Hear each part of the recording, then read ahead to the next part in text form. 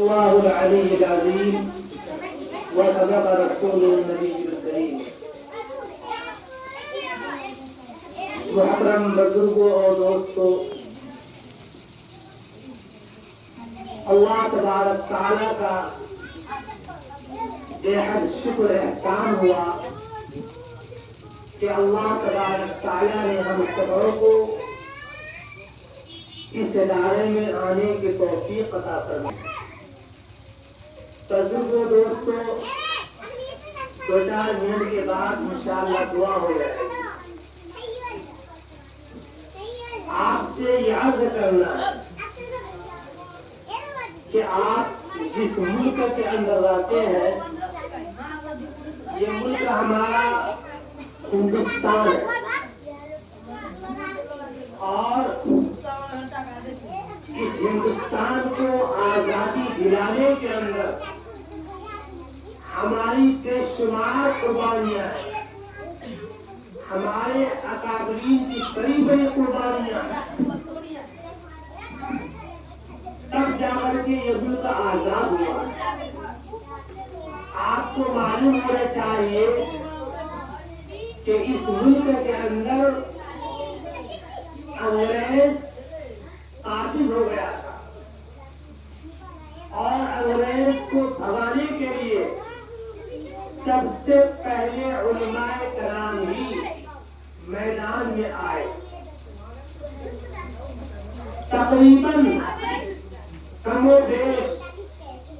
50,000 علماء کرام پھانسی کے پھندے پر لٹکا دیے گئے، اور اسی طریقے سے 2 لاکھ مسلمان شہید کر دیے گئے. یہ کام انگریز کی فوج نے کیا تھا، لیکن نہ تو علماء کرام نے ہمت ہاری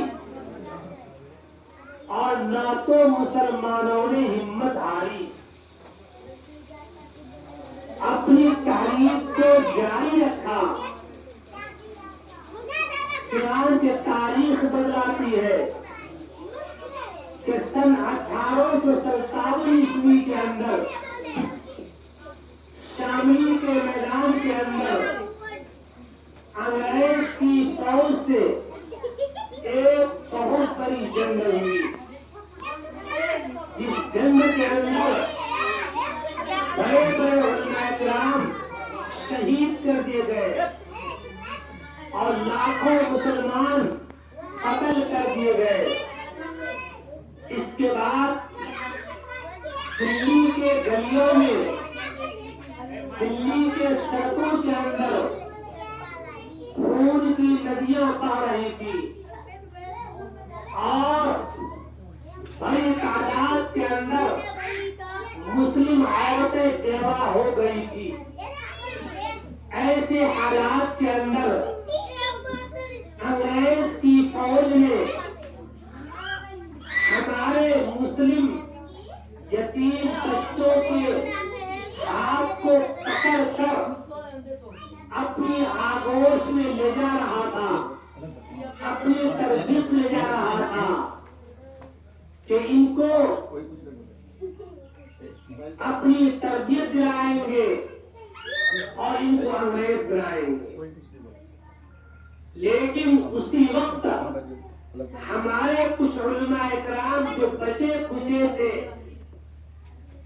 جب انہوں نے دیکھا انگریز ہماری قوم کے بچوں کو اپنی آغوش میں لے کر جا رہے ہیں، اپنی تربیت میں لے کر جا رہے ہیں، تو ان علماء کرام کو فکر ہوئی.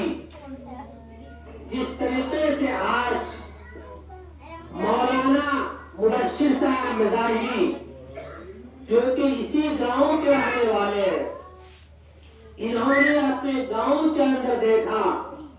کہ بڑی تعداد کے اندر ہمارے گاؤں کے بچے بھٹک رہے ہیں اور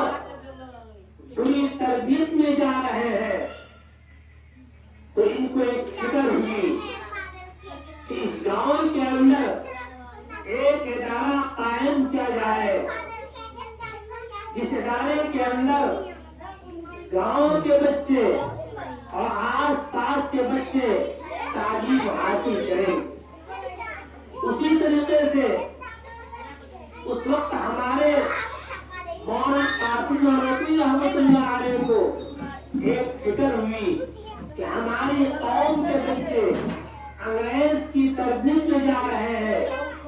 اسی لیے انہوں نے دیوبند کے اندر ایک دارالعلوم دیوبند کا قیام ایک درخت کے نیچے رکھا، اور اس وقت صرف 2 بچے داخلہ لیے تھے اور ایک پڑھانے والے تھے، اور آج اللہ کا فضل ہے کہ ہزاروں علماء کرام اسی دیوبند کے مدرسے سے فارغ ہو کر کے پوری دنیا کے اندر دین کے کام کو پھیلائے ہوئے ہیں۔ تو بزرگ دوستو، یہ دارالعلوم کی بہت بڑی قربانیاں ہیں۔ اسی طریقے سے آج آپ کے گاؤں کے اندر یہ مدرسہ قائم کیا گیا ہے تاکہ آپ کے بچے اس مدرسے کے اندر پڑھیں، اور یہ بچے پڑھ کر کے پورے علاقے کے اندر، پورے ضلع کے اندر دین کے کام کو پھیلائیں۔ بزرگ دوستو، آج اس ملک کے اندر دین کی بقا کے لیے، دین کا تحفظ کے لیے ضروری ہے مکتب کا قیام، مدرسے کا قیام۔ آج جو ملک کے حالات ہے، حالات یہ کہہ رہا ہے کہ کس طریقے سے مسلمانوں کے تشخص کو، مسلمانوں کی نشانیوں کو، مسلمانوں کے علامات کو، اور مسلمانوں کے داڑھی ٹوپی کو، مسلمانوں کے مساجد کو، مسلمانوں کے قبرستان کو،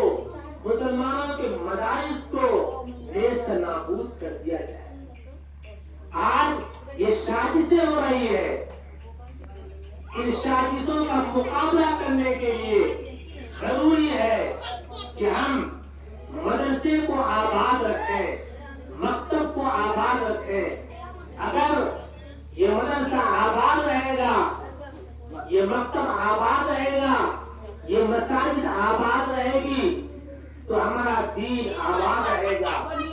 ہمارے چہروں پر داڑھی رہے گی، ہمارے سینوں پر ٹوپی رہے گی، ہم قرآن پڑھنے والے ہوں گے۔ اگر یہ مدرسہ آباد نہیں رہے گا، اگر یہ مکتب آباد نہیں رہے گا، تو یاد رکھو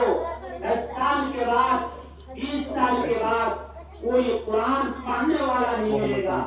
کوئی اردو کتاب پڑھنے والا نہیں ملے گا، تو فضائل اعمال پڑھنے والا نہیں۔ اسی لیے بزرگوں دوستو، ضروری ہے مدرسے کو آباد رکھنا، مکتب کو آباد رکھنا، اور صرف یہ ہمارا آباد رکھنا ہی نہیں ہے، آپ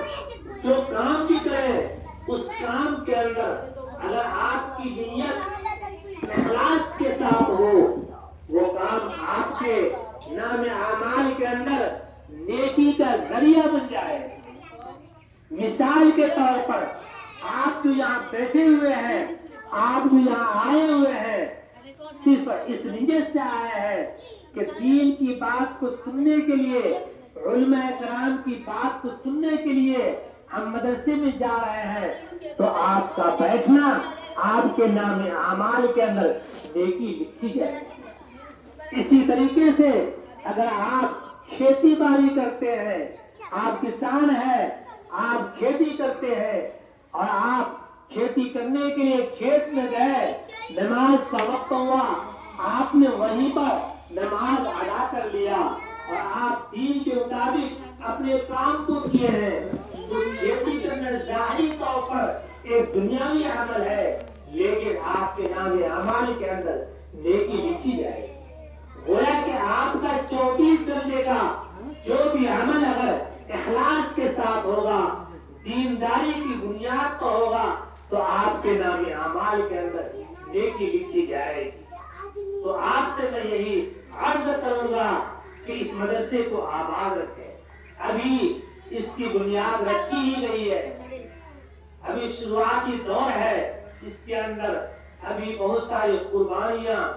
मदरसे के जिम्मेदार को भी देना है और आपको भी देना होगा, और आपको अपनी कुर्बानी बेशुमार देनी होगी,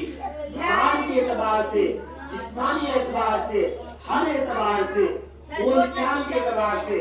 गांव के अंदर जाए, समाज के अंदर जाए, मोहल्ले के अंदर जाए, दूसरे गांव में जाए, आप इस मदरसे की इशाअत करें, इस मदरसे की तारीफ करें कि फलां मदरसे के अंदर बड़ी अच्छी तालीम हो रही है, उस मदरसे के अंदर बच्चा को देना चाहिए, और उस मदरसे के अंदर ज़कात की रकम,